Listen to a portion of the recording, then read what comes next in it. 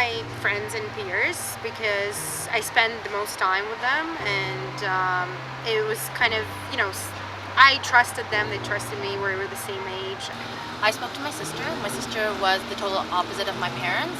I probably spent the most time talking about health education topics with my mother.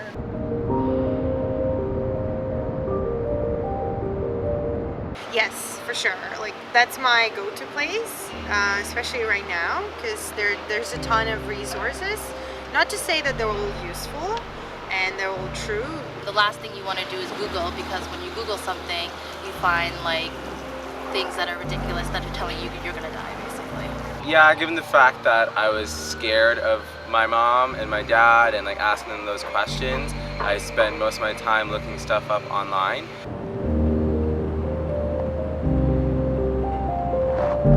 I was about 11 or 12, around the same time that everyone starts using these words that you're like, what does that mean?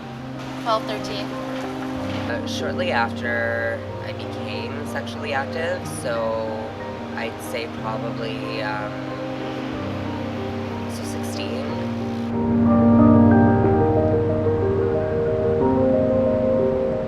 I liked the sexual education at school because it was sort of like mandatory, so we had to talk about it. So that was at least one source. In grade 6, I really liked having a teacher who created this opportunity for us to ask questions confidentially in our notebooks.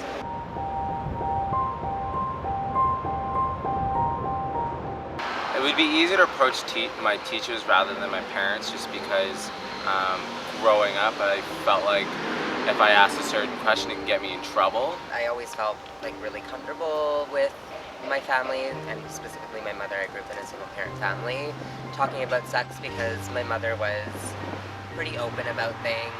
So there's no sexual health education at all in my family. If you say the word sex, you're in trouble. So I'd prefer to ask teachers about it, because they wouldn't be going back and telling my family, or they wouldn't, think I'm automatically having sex just because I'm asking those questions. I'd say parents, because sex was never a forbidden subject, but at the same time they were not out of their way to tell me about it.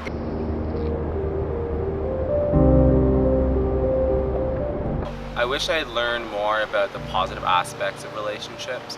I think in school and at home they kind of apply a lot of fear to sex. I wish that I had learned more about healthy relationships. So consent. I think consent is a big problem right now.